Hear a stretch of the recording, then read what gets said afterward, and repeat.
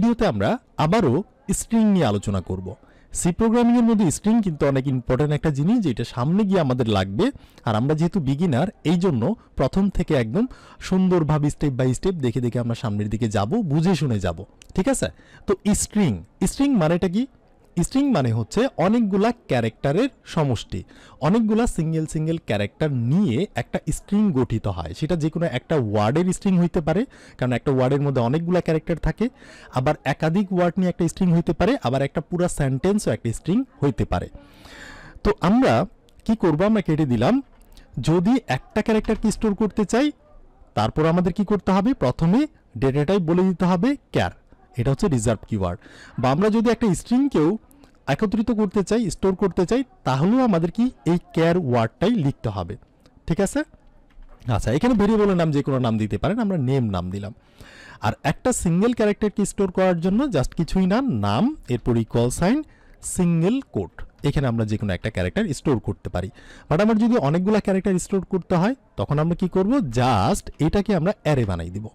মানে ভেরিয়েবলের নামের পাশেই থার্ড ব্র্যাকেট মানেই হচ্ছে একটা অ্যারে। আর এই অ্যারে দেওয়া মানে হচ্ছে এটার মধ্যে আমরা অনেক ক্যারেক্টার বা অনেক ডেটা স্টোর করতে পারবো। আর অনেকগুলো ক্যারেক্টার স্টোর করার সিস্টেম কি, আমরা এখানে সেকেন্ড ব্র্যাকেট দিব, দিয়ে কমা দিয়ে দিয়ে আমরা চাইলে অনেকগুলো ডেটাকে স্টোর করতে পারবো।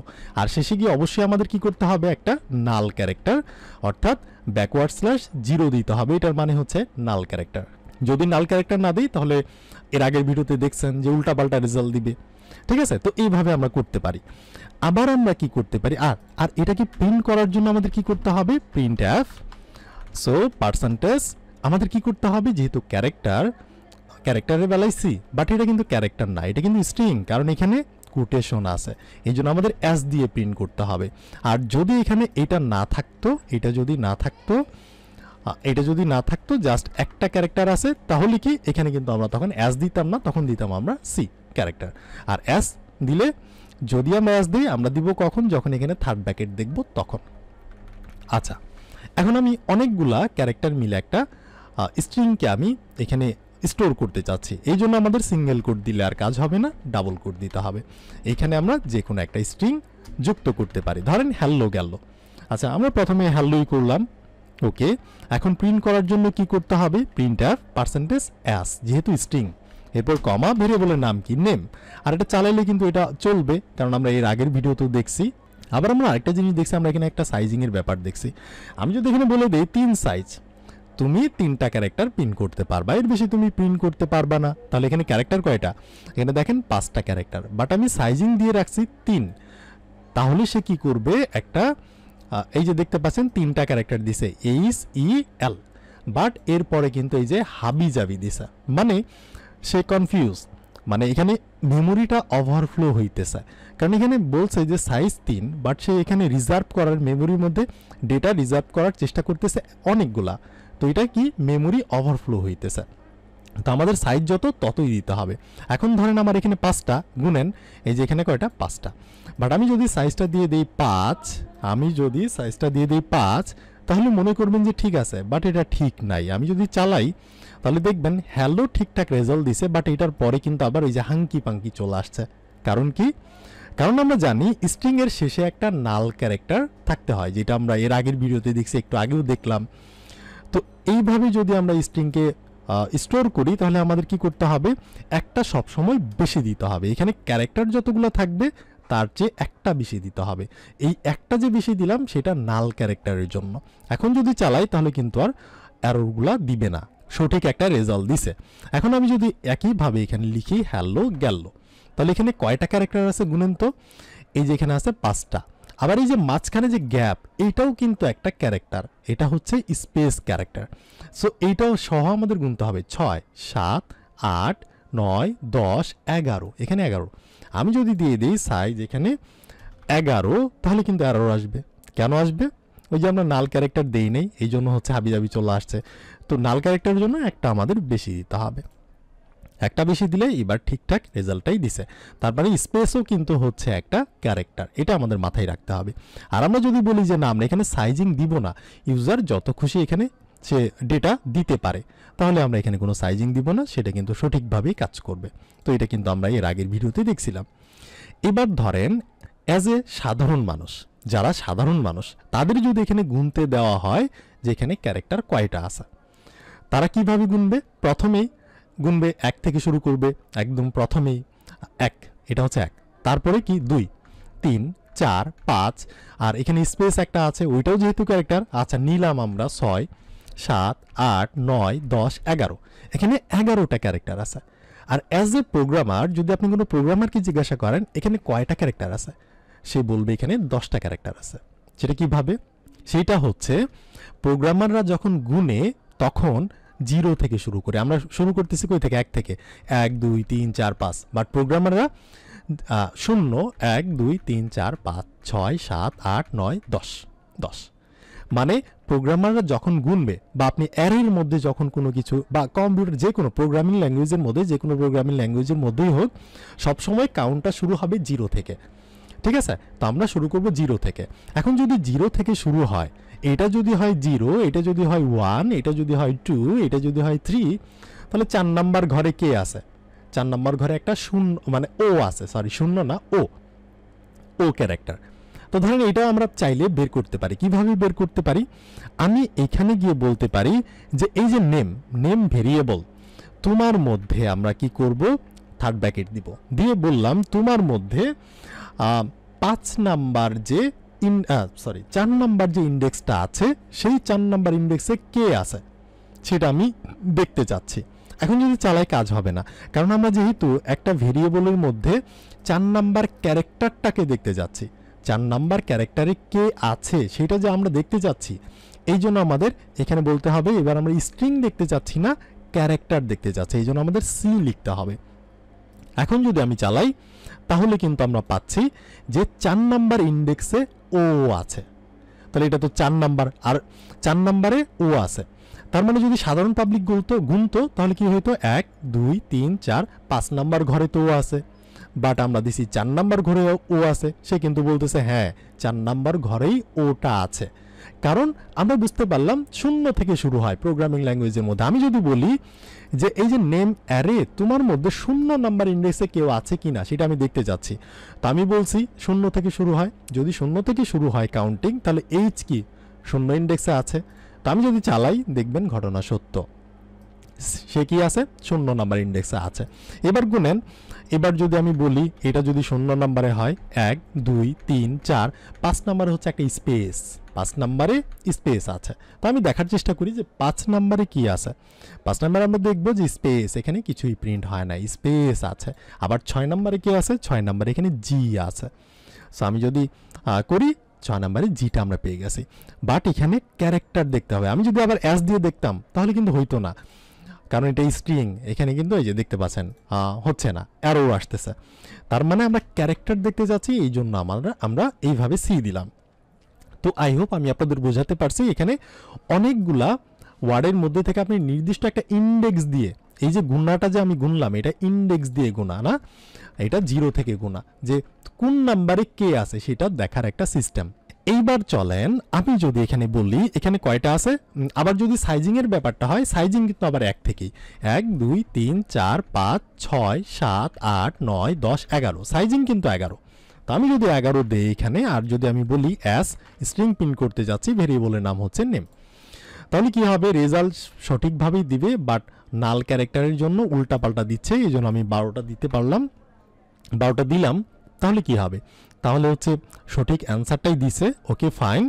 এইবার ধরেন আমি কোনো কারণে একটা কাজ করি, ধরেন এই যে আমার গেল যে আছে, জি আর ই এর পরে আমি কি করতে পারি? একটা নিউ লাইন দিতে পারি, ব্যাকওয়ার্ড স্ল্যাশ এন, এটা দিলে কি হয়? নতুন একটা লাইনে যায়, আমরা জানি।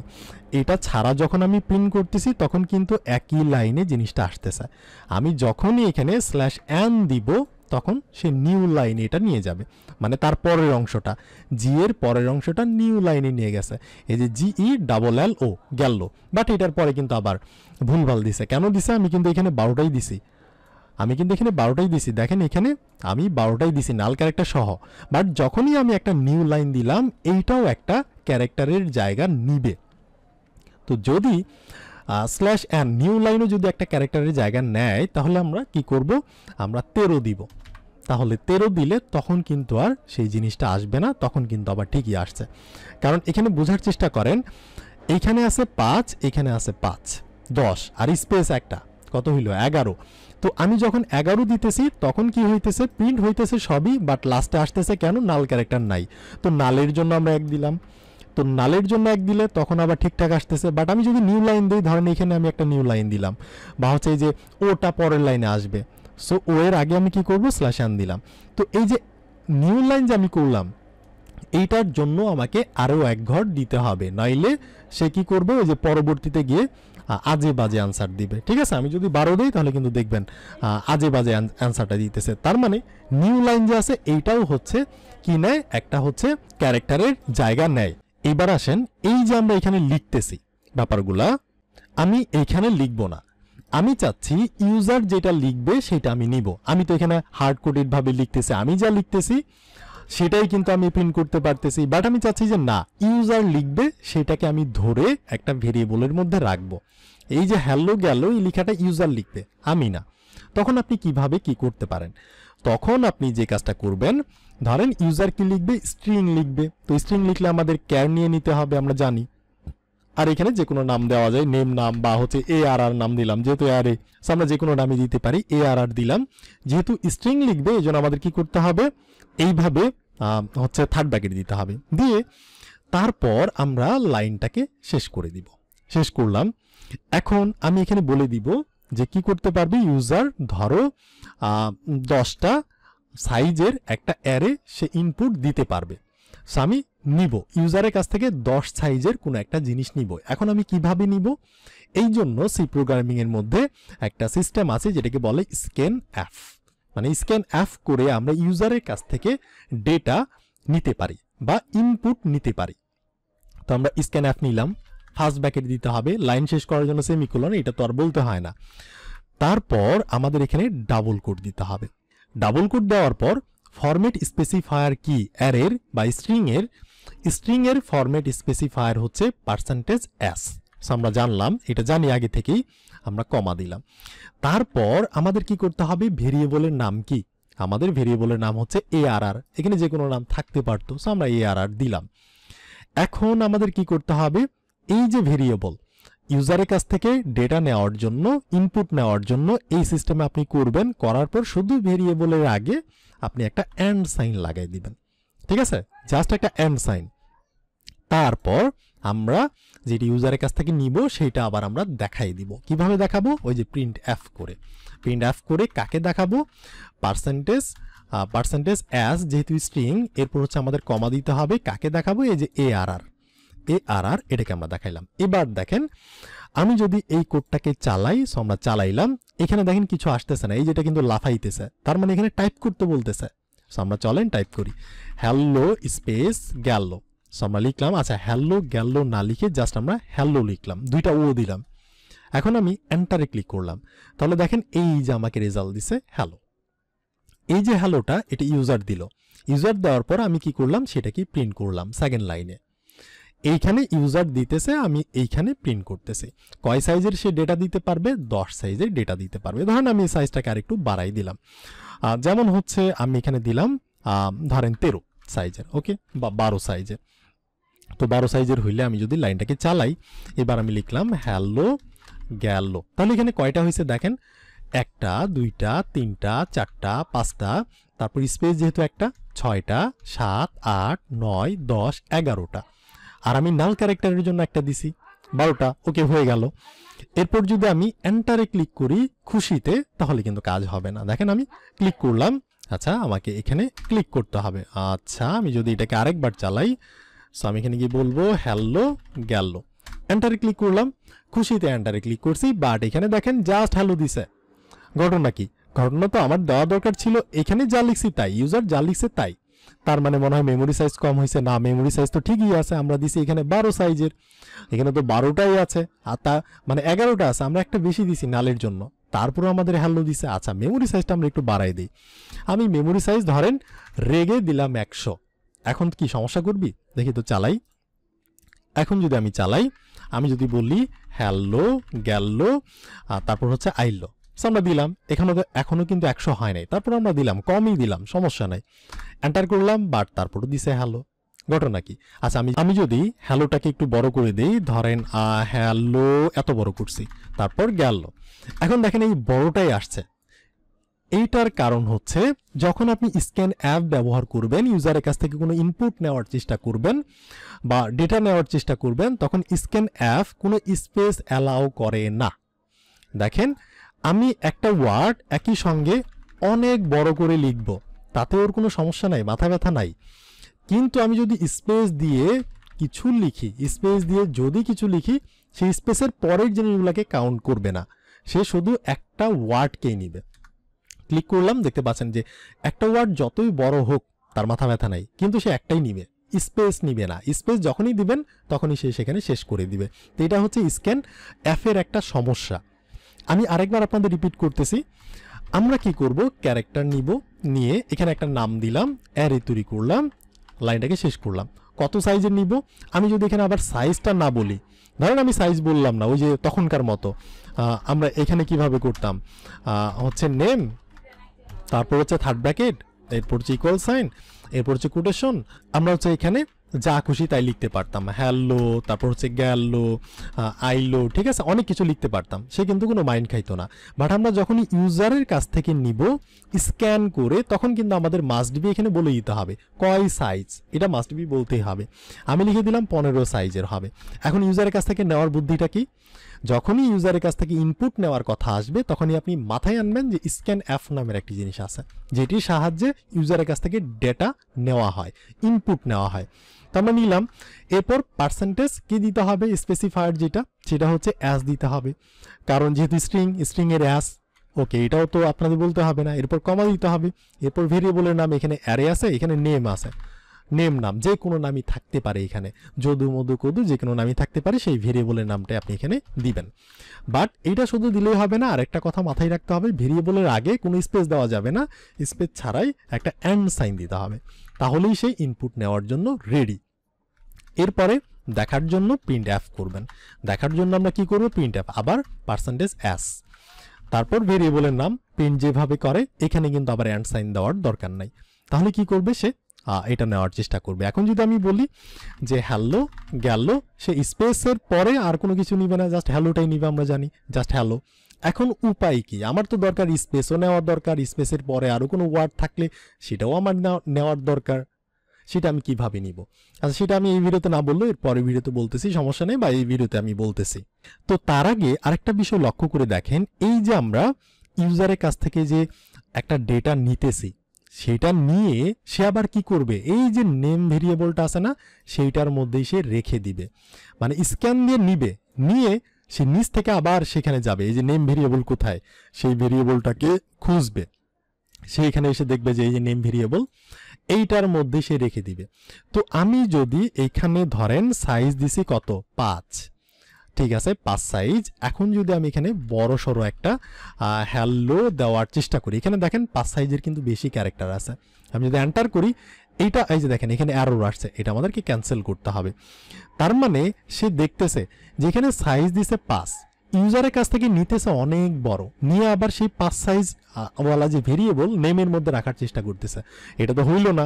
সেখানে সাইজ রাখছে 5, কিন্তু ইউজারের কাছ থেকে নিতেছে অনেক বেশি নিয়ে আবার সেখানে রাখার চেষ্টা করতেছে, নিতেছে তখন সমস্যা নাই, বাট যখন রাখতে যাইতেছে নেমের মধ্যে, তখন দেখতেছে যে সাইজ 5 সাইজ, বাট রাখার চেষ্টা করছে বেশি, মেমোরি ওভারফ্লো করতেছে, তখনই কিন্তু অ্যারোটা আসতেছে।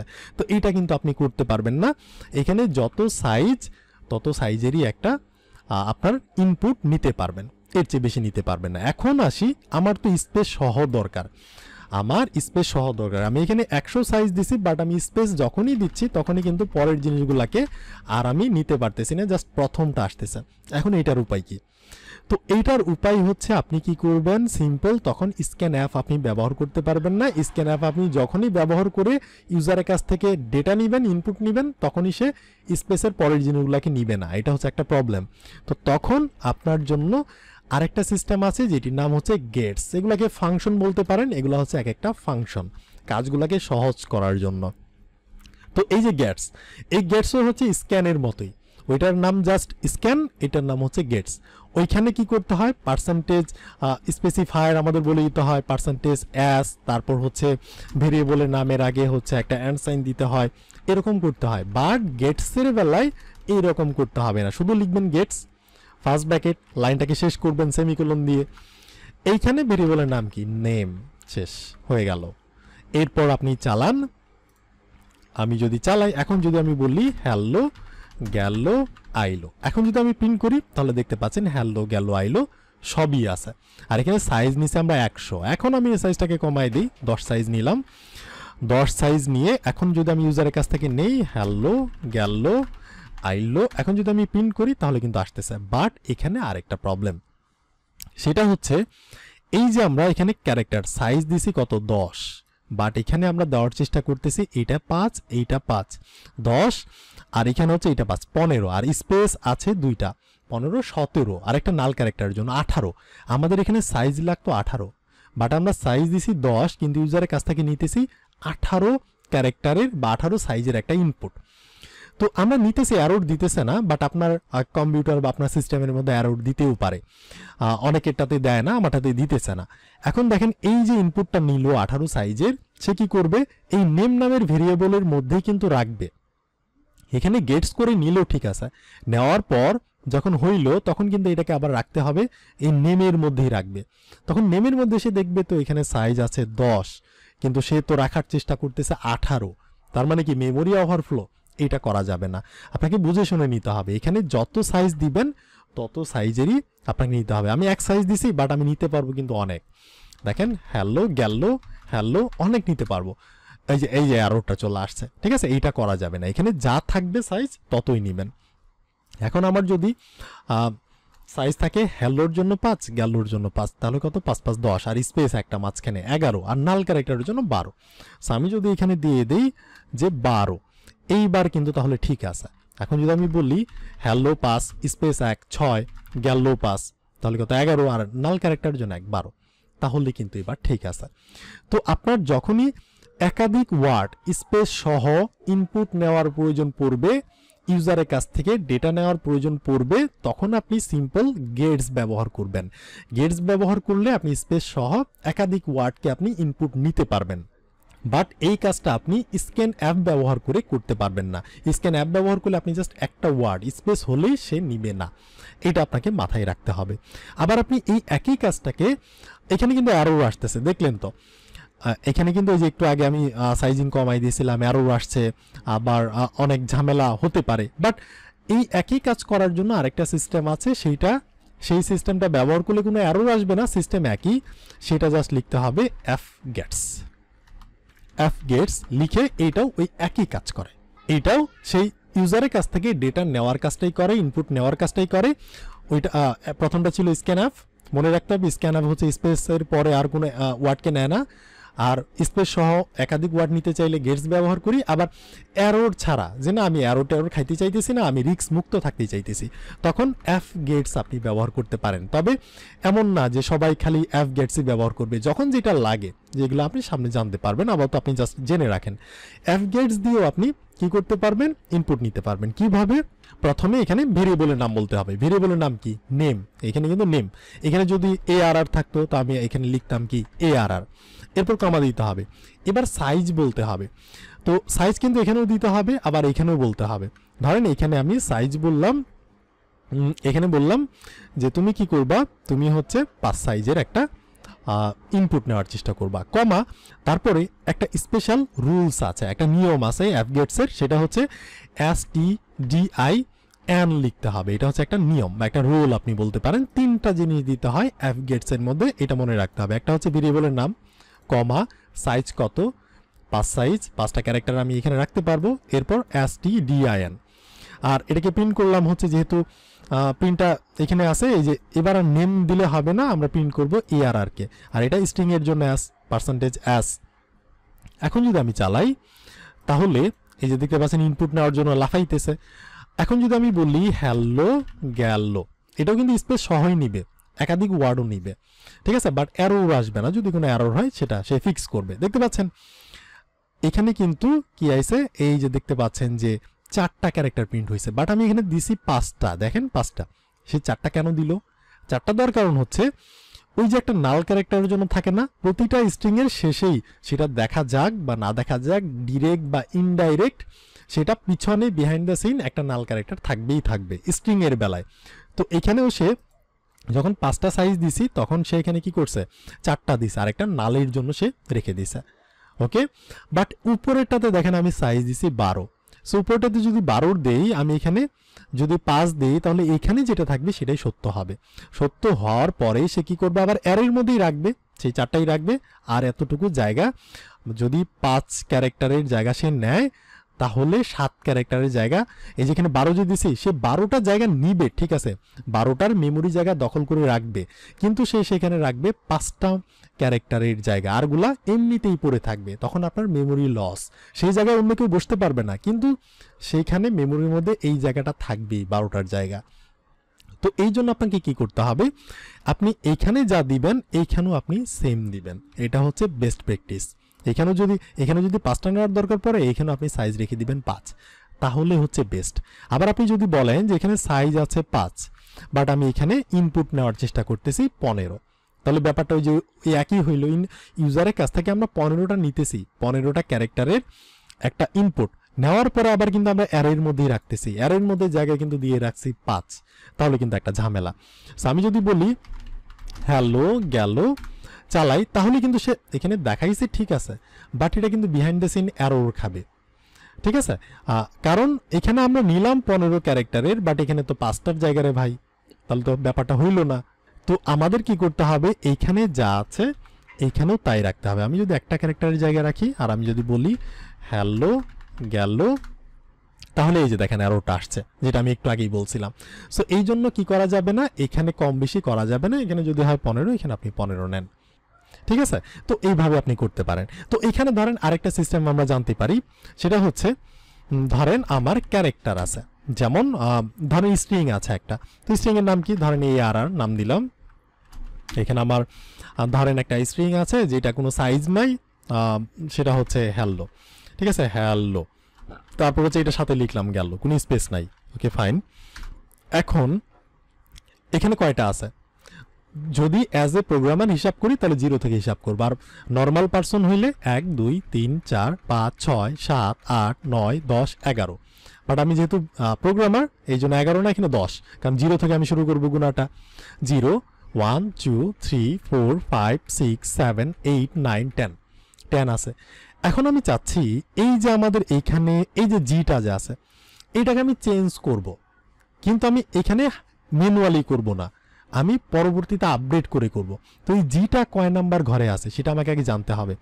0 1 2 3 4 5 6, 6 নাম্বার ইন্ডেক্সের ঘরে জি নামের একটা ক্যারেক্টার আছে। এই জিটাকে আমি চেঞ্জ করে এক্স বানাবো, সেটা হচ্ছে এইভাবে আমি বানাবো যে আমার ভেরিয়েবল অ্যারে, তোমাকে আমরা ধরলাম অ্যারে ধরলাম, তোমার মধ্যে ইকুয়াল সাইন একটা ক্যারেক্টার আছে, সেটা হচ্ছে কয় নাম্বার ঘরে ক্যারেক্টারটা আছে, সেটা হচ্ছে 6 নাম্বার ঘরে ক্যারেক্টারটা আছে, 6 নাম্বার ইন্ডেক্স ঘর, 6 নাম্বার ইন্ডেক্স ঘরে, যেমন 0 1 2 3 4 5 6, 6 নাম্বার ইন্ডেক্সে সেখানে একটা ক্যারেক্টার আছে। সো এই জন্য আমরা বললাম আরে তোমার 6 নাম্বার ইন্ডেক্সে যেই থাকুক সেটাকে তুমি আউট করে দিবা, সেটাকে তুমি আউট করে দিয়ে কি করবা, আমি যেটা বলবো সেটা তুমি অ্যাড করবা। তো আমি যেহেতু আমি কিন্তু স্ট্রিং অ্যাড করব না, আমি কিন্তু একটা ক্যারেক্টারকে চেঞ্জ করব, রিপ্লেস করব, এই জন্য সিঙ্গেল কোড দিতে হবে। একটা ক্যারেক্টারের জন্য আমরা দেখে আসছি সিঙ্গেল কোড, আর একাধিক হইলে ডাবল কোড দিতাম আমরা। সো একটা যেহেতু ক্যারেক্টার সিঙ্গেল কোড দিলাম, তো ওই 6 নাম্বার ঘরে আমরা জিটাকে কেটে বসাবো ধরেন এক্স, বড় হাতের একটা এক্স। ব্যাপারটা বুঝেন যে আমার একটা অ্যারে আছে, অ্যারের মধ্যে অনেক কিছু আছে।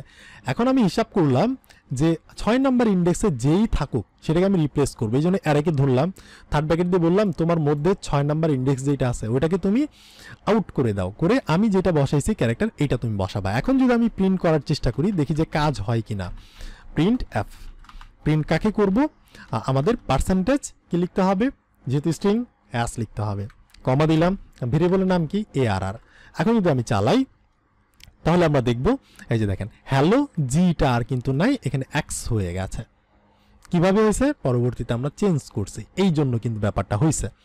ওকে, আবার আপনি বলতে পারেন যে আমি 6 নাম্বার ঘরেরটা না, আমি 1 নাম্বার মানে প্রথম 0 নাম্বার ইন্ডেক্সের ঘরে যে এইচ আছে এটাকে আমি চেঞ্জ করে জ্যাট রাখতে যাচ্ছি।